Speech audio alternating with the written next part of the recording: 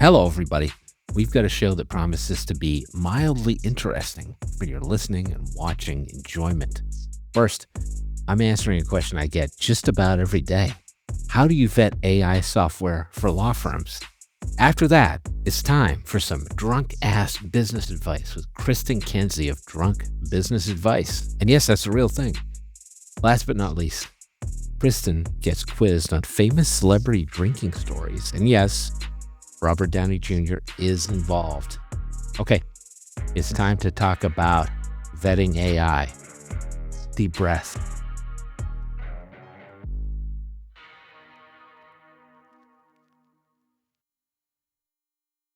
Probably the most common question I get asked lately, now that everybody has kind of a basic understanding of what generative AI is, and because lawyers are starting to use it more and more aggressively, is how should law firms vet AI tools? I'm glad you asked. I have some thoughts, and I think it's a three-part process. So let's dive into it. Since the majority of the questions about AI usage revolve around inputting confidential data or client information into a software product, you can utilize the same vetting process you would have in assessing cloud software where data is stored.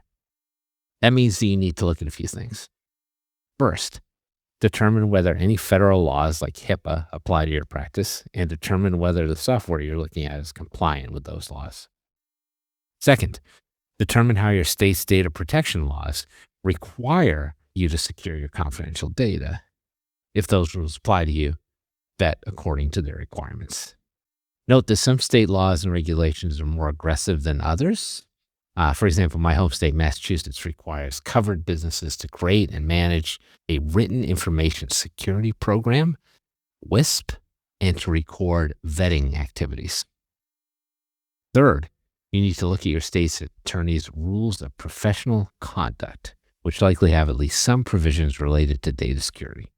Those may include comments 6 or 8 to Rule 1.1, depending on your jurisdiction, which covers the need to keep abreast of technology developments, and Rule 1.6 regarding oversight of confidential information. If you're wondering what questions to ask about, there are a lot of ethics opinions circa 2008 to 2011, which list specific queries you can refer to cloud vendors around data security. Those are still pretty relevant, so begin with your state's opinions. And understand that you're not being asked to guarantee data breach prevention. That's impossible. Your only obligation is to put up reasonable safeguards against data breach based on the size and scope of your business. Of course, that's all old news from a decade or more ago now. At this point, the environment's a lot more complicated now. Artificial intelligence tools bring with them a whole new host of vetting questions. And that's your new challenge. You'll need to review the service level agreement with any existing provider you use who now deploys AI to monitor changes to that document. For AI softwares that you're purchasing, you review the same document as you would in vetting any software, as well as asking those basic security questions I just alluded to. An AI product may be storing data, in which case you can rely on the traditional data storage questions attorneys have relied on for vetting since the cloud era. But AI brings additional questions to the fore. You might also be asking whether the AI will store your data and if you can opt out of that. Whether the AI will train on your data and if you can turn the training off. Whether and how your data interacts with the AI's large language model and whether that could potentially lead to an inadvertent disclosure of confidential information when your data interacts or intersects with the LLM data, which is particularly relevant for RAG or retrieval augmented generation systems. Whether the company you're set to engage with uses proprietary AI technology, white labeled tools, or a combination of both. Frankly, I don't even know that these questions are fair to ask lawyers to engage, as it is really difficult to untangle the array of connections and likely unintended consequences of this mush of data with respect to how it affects client confidentiality. Honestly, I don't think anyone really understands what that's all about yet. It's kind of like being asked to eat soup with a spoon. And while I think these questions represent a good starting point, I am hopeful that bar associations begin to supplement their AI ethics opinions or introduce new opinions and guidance relevant to vetting questions around AI tools and AI augmented softwares. Now, you will notice that I didn't mention hallucinations. While it is valuable to ask how often the software hallucinates, I don't think that that is a requirement for vetting softwares. It's not a question that you necessarily need to ask per se, since you always want to be checking the validity of an AI source with third-party tools, or generally speaking, AI outputs. You never push the AI output without attorney review. Now, we're up to step 3, the last step in the process, which is related to the use of the software. Vetting AI tools also means understanding how they work in practice. And so you need to know how you will operate these softwares, including how you should manage the settings for each system before you start using them. That means engaging important basic software interactions, like selecting an additional factor of authentication beyond a password for access. Of course, you do that for non-AI tools too. But with AI in particular, that also means things like understanding how to turn off the system's memory or disallowing model training. If you're looking for some practical thoughts on that, check out the Washington, D.C. Bar's Ethics Opinion 388, which is the most practically focused ethics opinion I may have ever read. It's really good. Kudos to you guys. So to my mind, this 3-part strategy represents a viable methodology for vetting AI software for law firms. Now, one thing you don't need to vet, the interview segment of the Legal Late Night podcast, because you already know it's damn good. Okay, then, get ready for Kristin Kenzy. She's up next.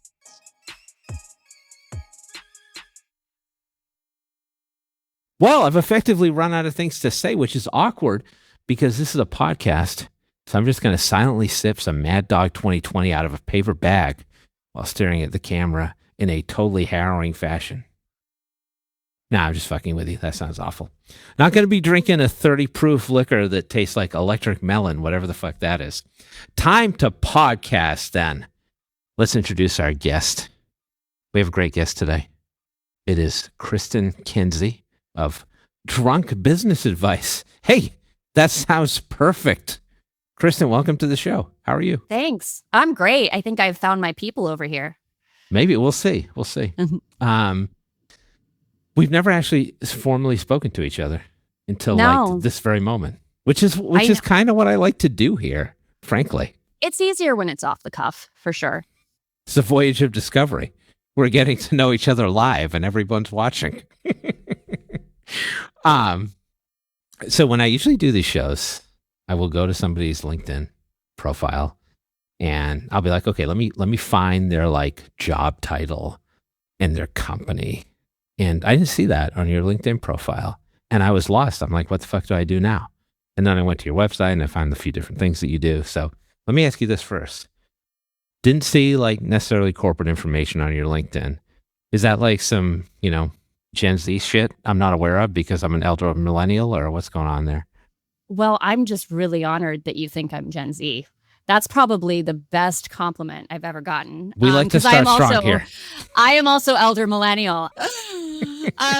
But so no, the LinkedIn thing has nothing to do with Gen Z or any sort of trend that I'm following. It's just that my background is so chaotic that it would be horribly confusing to anyone who would try to string it together. I don't have like a clear defined career pathway, nor do I technically have a job right now. I mean, if we're being honest. That sounds fucking great, honestly. I write a newsletter called Drunk Business Advice, which somehow I get paid to do. Like that happens. I make money doing it. And I run an entrepreneurship mastermind, which is, again, very kind of on the DL and not something that we talk about a whole lot on LinkedIn. So is this like Fight Club? Like it's the first rule of Stealth Mastermind. It's literally called Stealth. And I'll tell you why we called it Stealth initially, because it was very secret when we started. We were kind of in stealth mode. And then I was like, all right, well, we're not in stealth mode anymore. Let's come up with another name for our mastermind. And everyone was like, no, let's keep it Stealth. Stealth is cool. So it's very on the DL. We don't talk about it very much. If you go to the LinkedIn page we have for it, it literally says, why the hell are you here? You're not supposed to be seeing this.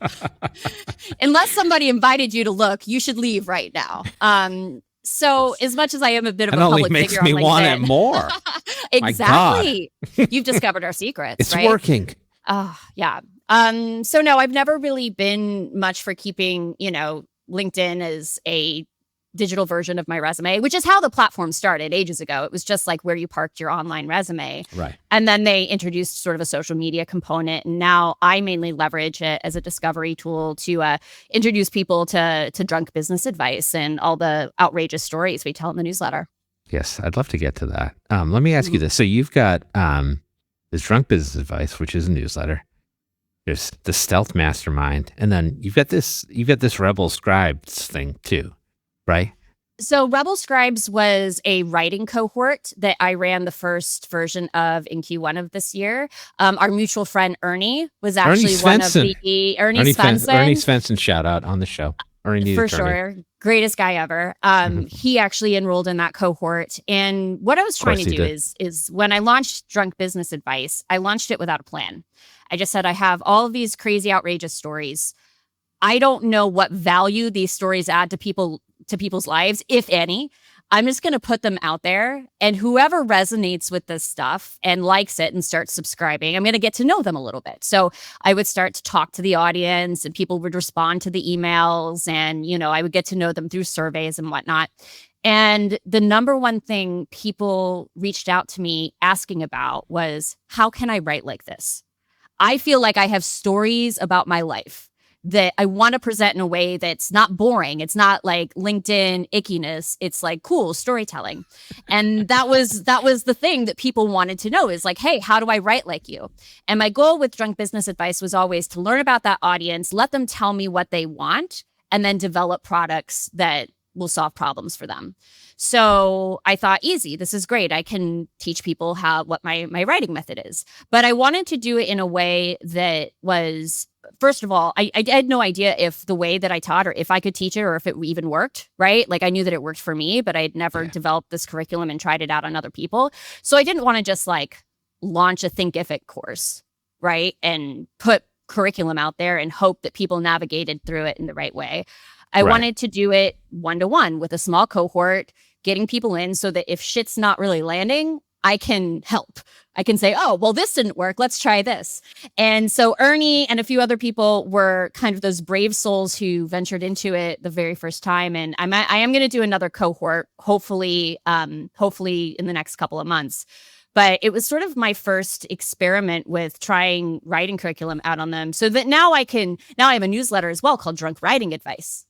Oh, that goes out to a bunch of people, and it's basically all the shit that we discovered in Rebel Scribes, the curriculum, the techniques, the exercises, the methods, deployed weekly in a newsletter format. And I already know it works because it worked on Ernie. So everyone getting Drunk Writing Advice is getting that because Ernie was the test dummy who came in, and I tried all this shit out with him and a few other people initially. So that's what Rebel Scribes is. I'm sure he's laughing his ass off right now. I think he's listening. I mean, let's make sure that he's listening to this. Arnie, if you don't listen, I'm going to be pissed off. Oh my gosh, you're not our friend anymore. Yes. So I want to ask you how you write because that's unfair. Subscribe to the fucking newsletter. Right? It's free, right? The newsletter's free or no? Well, Drunk Writing Advice is not free. So Drunk Writing Advice is a premium Pay for Drunk Writing Advice. Don't be a loser. Pay for Drunk Writing Advice. It's super cheap, and trust me, it's worth it. Drunk Business Advice is free, though. Beautiful. I feel like there are probably people out there who are lawyers and hate themselves and are like, shit, I can just tell bullshit stories about my life and that can be my business. It can. But it's not that easy, right? It can't be that easy. It's definitely not that easy. So I had never, started a media company before. And that's what it is. It's a media company.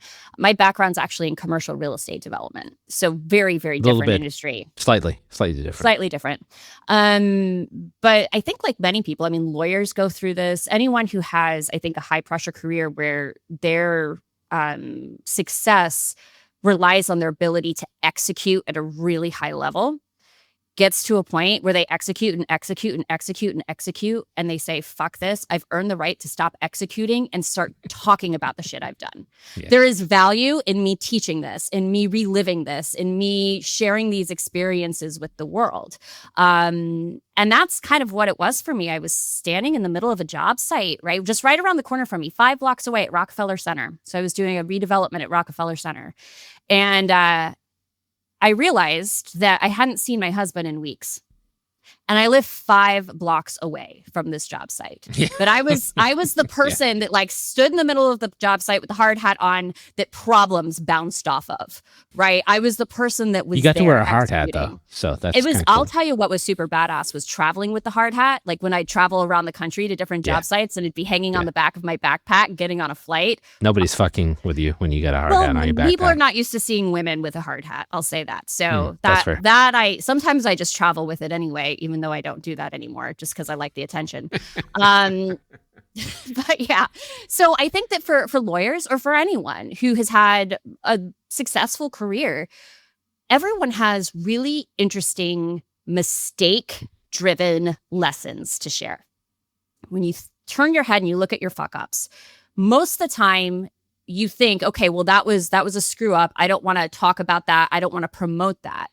But when enough time has passed between the fuck-up and now, there's an incredible mistake-driven lesson in there. And that's where you can intersect entertainment with really helpful value-driven stories that can spin out into a media business. With enough audience, you can start selling sponsorships and ads. That is one monetization method, or like in my case, I've done that, but also I've started to really get to know my audience and have developed some products and services to best serve them. So you have to be patient to do it for sure. You can't go into it thinking you're going to make as much as you were making in whatever your career was, just starting a media business from scratch. You have to really get to know what your value prop is and what lands with your audience. But it's a far better lifestyle. I can work from my laptop. I can throw my computer in a backpack and head off to Spain for 3 months if I with feel your like hard it. hat. Don't forget With the my hard hat. hat. I mean, I don't want to leave that. You never know when you're going to need that when you're traveling, honestly. I feel like that's true. It's a good thing. Absolutely. So was that was it when you were like, hey, I haven't seen my husband in weeks. I'm 5 blocks away. That was when you said, that's the founder story. You're like, I'm going to go do something else. I wouldn't. Yeah, it was like I didn't know what I was going to do, but I knew that I couldn't sustain that lifestyle anymore, and that like you sort of had to redefine what wealth means to you, right? Like wealth for me at that point in my life was obviously money, which I think that's is wealth not money? It's breaking news. It was also for me prestige, right? Like I wanted to like the importance of the projects I was working on, because when you build things in the real world, like buildings, like I can point to shit at Rockefeller Center and say, without me, that wouldn't exist. That's pretty cool, right? That's like awesome. that's something that I was really drawn to, is working on these very like landmark projects. And I was very drawn to that. These days, I just really don't care about that. So for me, wealth is having enough money to not have to worry. Like obviously you need some level of basic income, having enough money to not have to worry, but flexibility, freedom, laughter, enjoyment of my days. Like that's what I'm prioritizing right now. Let me make a confession to you. I fucking hate business books. They're god-awful. So one of the reasons I thought your stuff was interesting was because it's looking at this from a totally different lens. When people ask me like what books I've been reading, I'm always like, oh, this 19th century English novel. So do you like, isn't there a different way? There's clearly a different way to do this. Like, are there business books you like, or are you just like, this shit is so dry, everybody's saying the same thing, I can't get past it? Because that's what I feel like. I feel like your approach is much better. Well, I mean, so mine is narrative based, and I think the best business books are narrative based. Like, do you like any business books? Like, do you have like a top 5 or something? No, people always ask me this shit, and I never have an answer. So I'm living vicariously through you. So, Ray Dalio's Principles. Have you read it? Fuck no. I don't read any. I'm not lying. I don't read business books. I hate them. So what I like about it more than his business principles, which are interesting, is the first half of it is just his biography, right? And I mean, that's what I enjoy learning. And then, another one that I really like is Chris Voss's Never Split the Difference. And he was an FBI hostage negotiator. And so he tells all these stories about actual real life hostage situations, how they approached the negotiation, and then extracts from that things that can be useful to you if you're negotiating bedtime with your toddler. Like I think that that's the narrative method that I've approached as well, is that I look at a story. I'm like, that story alone is interesting, right? That story alone is something that someone would read and probably get some level of entertainment out of. But what I got to do is take it one step further and say, okay, they're going to be surprised with some sort of value at the end. Like they're going to read the story because it's fun, but then at the end they're going to be like, oh shit, like there was a lesson in there that's actually quite poignant and helpful to me as I navigate this chaotic life of mine. And I think that the best business books are a lot more narrative driven, a lot more personality driven, rather than just like 12 steps to become a better salesman or whatever. I don't know. I don't read any. I probably couldn't even name some of the bigger business books that are quite, same, obviously, like methodology oriented, as opposed to like, no, I lived my life and here's what I learned. And if you can't take anything from it, at least you got some entertainment. All right. How about a non-business book category? I'll give you some time to think about this. I'm reading. No, I mean. Oh, you know already. Go. Oh, well, ahead. I have like my favorite novel of all time, which is interestingly kind of a business book, but it's a novel.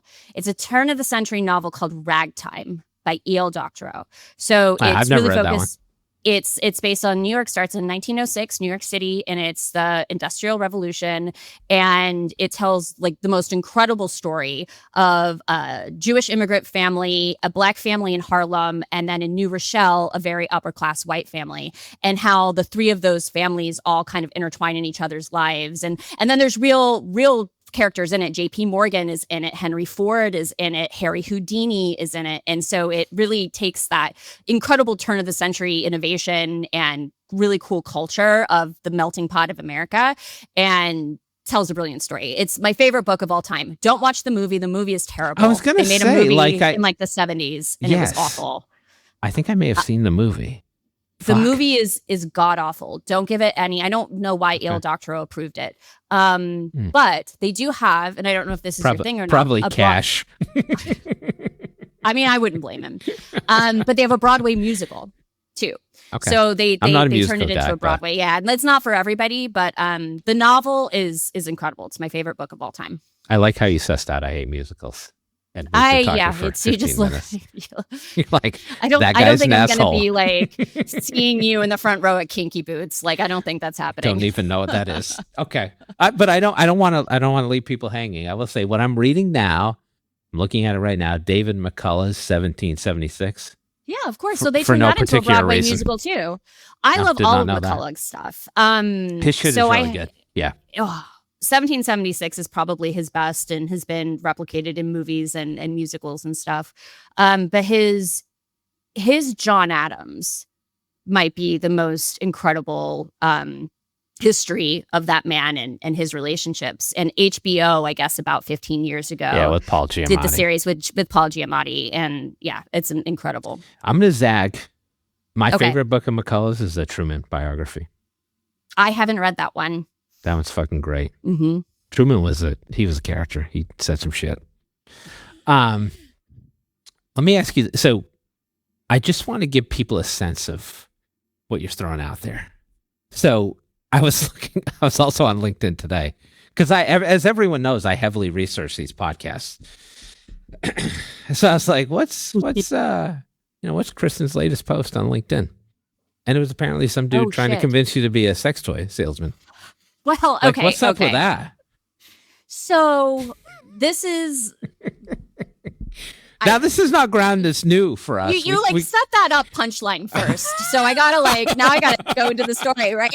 Like you should have just let me tell the story because now everyone's gonna be thinking about sex toys, but that is not what this story is about. As if you aren't already.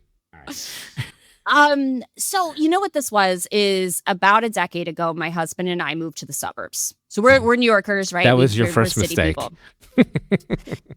That was the first mistake. So we went out to the suburbs because at a certain age, you go out to the suburbs and you do the whole family thing or whatever. But we got out there and pretty quickly realized, for many reasons that I won't get into, that, we didn't want to have kids. Like we thought we wanted to have kids. We got out there and went, oh, screw this. No, wise choice. I don't think they're listening. Wise choice. So all of a sudden we were stuck in the suburbs. Well, I say stuck. We were stuck by our own, It's okay. We chose. We can trash the suburbs here. It's fine. So we were out there, and of course, everyone's wondering when you're having kids and all of that. So combine that with when I first got out to the suburbs, I thought, wow, these people are so friendly. I was getting invited to all kinds of parties and coffee dates and happy hours, and everyone I met What I didn't realize is that all of those invitations were just thinly veiled attempts to recruit me into whatever pyramid scheme was most fashionable that week. Yes. Which is not something I ever experienced in the city. Like I had some. Because it's not happening in the city. It doesn't happen in the city. Like, and people weren't even like the chicks that bullied me in high school weren't DMing me on Facebook trying to sell me essential oils. That just wasn't happening. Right. But the second I got to the suburbs, it was like, boom, it took me on like a wave. And I had honestly never paid any mind to those like pyramid scheme, MLM things before, but it became just such a huge part of the culture immediately. And so that's like the starting place for this story, which is I'm at the clubhouse. We were in this like swanky suburb that had its like a couple of golf courses and a nice clubhouse. And we're in there one day. It was right after a HOA meeting, actually. And we're sitting next to this guy, this neighbor, and he's asking if we have children. And I say no. And I never mind that question, right? Yeah. I think that that's a totally fair, innocent question. And I never mind it. But then, when I say no. You don't want to venture into dickhead territory after that, right? Well, like when you say no, that doesn't invite follow-up questions. That's the end of it. No, I don't have kids. Next, like, let's move on to the next topic. Right. But he was like pushing and really asking why. And I just didn't want to get into it with him. It's personal. So weird. It's like not any of his business. So I lied and I said, well, I'm just like focused on my career right now. Cause I'm like, then maybe we could just shift the conversation to work or whatever. Like, let's get off this topic. Yeah. And he says, so what do you do? Sell sex toys? That is so random and weird. Well, the reason he asked was because he wanted to tell me about how his wife has had this incredibly quote unquote lucrative career. It's the pitch. Selling sex toys as like there's an actual sex toy pyramid scheme. It's called Pure Romance. I think I could be. I think it is. Don't sue me if it's not that. But it's a sex toy pyramid scheme. And he was trying to recruit I'm excited that I'm not familiar with this. into his wife's downline, right? Like he was like, okay, well, you obviously are in the wrong career if it's making you too busy to have kids. Right. Look at this work-life balance Naturally. my wife has. You should go join her company and sell sex toys. And then he pulled me aside for the kicker, which was then there was the warning, meaning like you have to quit your career and join my wife's sex toy pyramid scheme right now, because if you wait too much longer to have kids, they're going to come out retarded. Whoa. That is, there's a whole lot going on there. Yeah. A whole lot going on there. So you're right. That was my last LinkedIn post. Wait, was this Elon Musk? Oh, no, I'll let that one sit there. It does sound like something that he would have been tweeted at some point. Oh, God help us. I got one more question for you for Okay. this section. What you said before is interesting, that you were like, okay, I was too busy. I had to stop. Like, I think a lot of people come to that realization, but then they never stop. So logistically, like, what was the next thing you did to be like, all right, I'm going to stop and do this different thing? Like, what was the first step you took to get over the hump? So the first step I took was probably not something I'd advise people do, which I joined a startup. So as COO. Was it Theranos? It was literally called Tyrios. No. I'm not even kidding. That was the name. TIRIOS. IOS. It was a prop tech startup, and this was I had angel invested in this startup. It was a friend of mine had launched, and he asked me to, like, it was a pre-product angel investment, and the product was ready, and he needed a COO. And so that was my transition from, I thought, like, but I could work from home, and our team was global. That was the other thing, is we had people all over the world, and I was like, okay, this is something that I could do from home. This is interesting. It's tech. It's different. It's still in the real estate, industry. Yeah, that makes sense. I did that. It made sense as a natural next step. But Lord, if you want to slow down, don't join a pre-seed startup, right? Oh my God, I mean, and all of a sudden, had you worked in a startup before? Or no? Not in that way. So not Okay. a tech startup. Yeah. A good portion of my career had been in entrepreneurship and starting up other small, like, brick and mortar type businesses. Yeah. But this was a new, like we had we were burning cash. We had a runway to our Series A. If we couldn't get traction by a certain amount of time, we were dead in the water. I mean, it was that kind of environment, and was quite literally the worst thing that I could have done for any sort of work-life balance or just is. But what that did do is it got me exposed to marketing. It got me exposed to content marketing, to writing, to editorial. Like it opened a door. I didn't get through that door, but I could see through it a little bit. And then it took another few steps before I was fully through it. But yeah, that's what I did, unfortunately. I mean, Probably but to your not the best point, move. well, but to your point, you jumped in. It was kind of immersive. I don't know. I don't think I mean, call it a mistake, sure, but like you iterated on it and then you did the next thing. That's cool. So takes a lot of guts to do that, honestly. Mistakes are, like you learn from them, right? So there are no bad mistakes. I mean, I would say a bad mistake. I actually wrote an issue of Drunk Business Advice about this, which are like blunders. Blunders suck. Blunders are things where like you should have known better.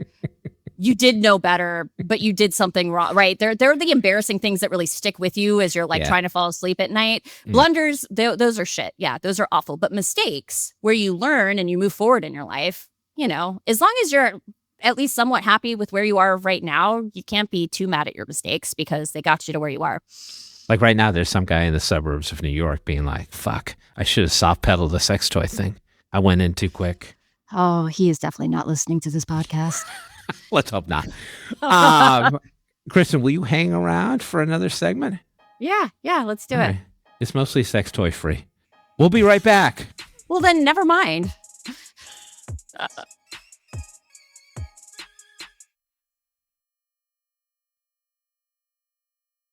Welcome back, everybody. That's right. It's time for the Counter Program. It's a podcast within a podcast. This is a conversational space where we can address usually unrelated topics that I want to explore at a greater depth with my guests. Expect no rhyme and very little reason. Welcome back. Kristin, thanks for sticking this out. It's been fun so far. I'm excited to see what you've got in store for me here. Hopefully it will remain fun. Okay. I'm calling this segment Drunken Shenanigans Advice, which is sort of a play on what you do in your day job. All right, so hear me out. The concept is simple. I will relate a tale of celebrity drunkenness. Excuse me, an alleged tale of celebrity drunkenness, which is probably true. And all you have to do is guess the purported perpetrator. I was so close. You can guess outright, or I can give you multiple choice. Whenever you're ready, I can begin. Oh, gosh. Yes. Let's get it done. Okay.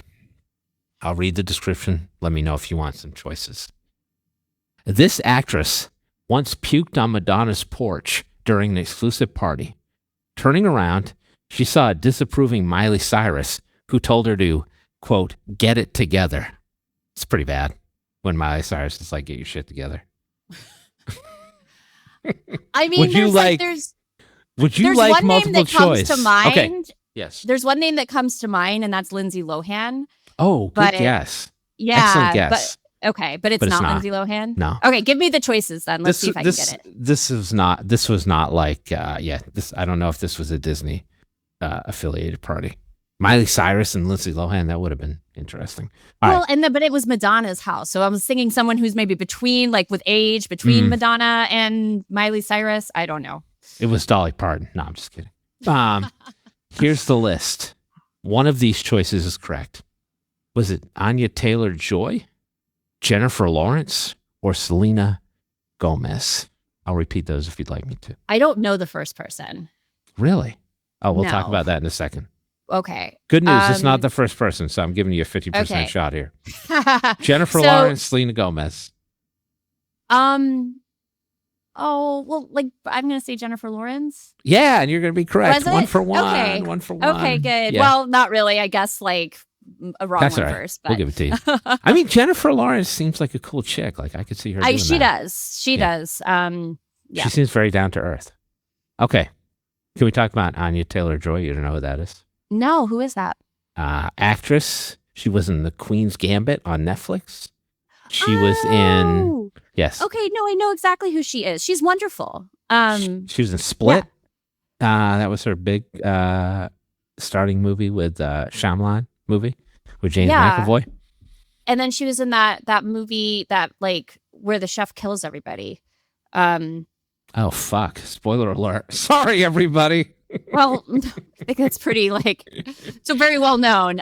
So she was in that too. But I don't know the movie where the chef kills everyone. What movie is that? With what's the guy's name from Red Dragon? What's the name of the actor? Oh, Jesus. I don't know. All right. But anyway, she's excellent. But I didn't know her name. I'm not very, all right. Well, we'll see throughout the course of this whether or not I know any other actors that you talk about because I'm bad with names. Next, a classic of the genre. This actor broke into a neighbor's home, took off all his clothes, folded them neatly, and then passed out on a bed in a child's bedroom inside the house. Want to take a guess, or do you want some names? This is an older one. It's classic. I know this because I just saw this somewhere. This is a fairly famous story. It's a famous story. Fairly famous. I have heard this story. I want to say it was Robert Downey Jr. Yes, Iron Man himself. Okay. All right. Yes. I do remember this story from him. Yeah. You're pretty good at this. You're 2 for 2. Classic Robert Downey Jr. Yeah. Probably, I don't know, 98 work. Then it went all uphill from there. He's a wonder boy. I got 4 left. You're 2 for 2. Try not to fuck it up. Okay. These 2 musicians hid in a hotel bathroom to evade police when a Grammys after party got out of hand. To their surprise, Housier was already hiding behind the bathroom door. Do you want someone? Would be like more modern musicians. We're going back and forth in time. Yeah, it's like Back to the Future. If Housier or some more modern references I can't think of. Yeah, 2 musicians. All right, you're gonna have to give me some clues on this one. You ready? Yeah. Taylor Swift and Ed Sheeran, Olivia Rodrigo and Harry Styles, Sabrina Carpenter, and Charlie Puth. Okay. Taylor and Ed, Olivia and Harry. I don't know half of those. So I don't think it was Taylor and Ed. I only know these names because of my daughter. Shout out to you. Okay, go. So I don't think it was Taylor and Ed. Okay. I think Harry Styles seems like someone. So whoever he was with, I'm going to go with Rodrigo? Harry Styles and Olivia Rodrigo. Good guess, but it was Taylor Swift and Ed Sheeran. It was Taylor Swift and Ed Sheeran? Oh, man. I know. Okay. Not very Taylor Swift-like, right? That doesn't, that feels, okay. Well, she seems kind of buttoned up. What was she doing with Ed Sheeran? They do not seem like a pair. Kind of an odd couple, right? I feel the same way. Mm-hmm. Are you not on the Sabrina Carpenter train? Isn't she the one that just came out with the album where she's like on a leash like a dog? Yes. Yes. Okay. So I know who she is, but I could not name a song. I have to say, I like Sabrina Carpenter. I'm just going to admit it on the show. Her music or her? Her music. I legitimately like her music. I don't know that I couldn't name a song. I'm sure I've heard it before and bopped along and thought it was good, but I'm, again, bad at connecting names. She's got kind of an 80s sound, which is why I like her. So her music is actually, and I think she works with Jack Antonoff now, who's like Taylor Swift's producer. I'm so hip. Okay. Yeah. 3 more. Okay. In 1982, after an argument with his wife, this singer went out on the town in San Antonio and eventually found his way to the Alamo and pissed on it, resulting in a 10-year ban from the city. Wait, did you say he was an actor? Musician. No, musician who peed on the Alamo. Yeah. And then was banned for a decade from San Antonio. Did he live in San Antonio? Is that really a punishment? No, so he didn't live in San Antonio. He was just visiting San Antonio. Right. Correct. On a tour stop. I can give you some multiple choice. Yeah, let's do multiple choice.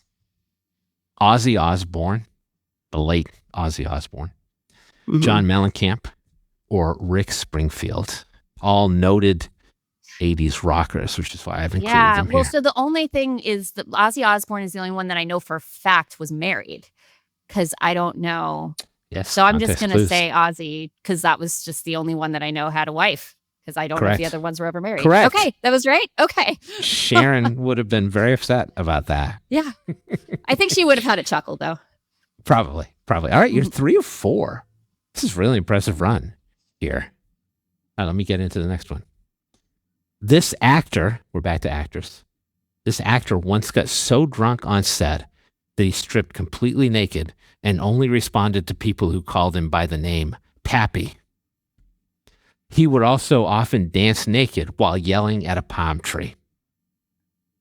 So, usual standard behavior, maybe for this guy. Was it Al Pacino, Robert De Niro, or Marlon Brando? Al Pacino, Marlon Robert Brando. De Niro, Marlon Brando. Gotta be Brando. Noted psycho. Yeah, all that stuff happened on the island of Dr. Moreau, which was like a famously troubled movie production. But you know what? I love Brando from like Guys and Dolls. Back when he was really young and handsome, and then he turned into and then Streetcar Named Desire and all that. But then he early turned into a Brando. psychopath. Yeah, it went off the rails a little bit there. Yeah, near the end. It's ugly. Yeah, I'm like, I know that's not Pacino or De Niro. They can be a little quirky, but they're not naked quirky. Yeah. I went with the Godfather theme on that one. So. Yeah. All right, last one. Mm-hmm. I said we'd be mostly sex toy free. So this popular band, well, I guess not currently popular. We're not talking about Sabrina Carpenter's band here. This popular band at one time was named after a steam-powered dildo in a William S. Burroughs novel. A steam-powered... Yeah. Which seems aggressive and possibly unnecessary. A band that was named after a sex toy. Yes. What is a good...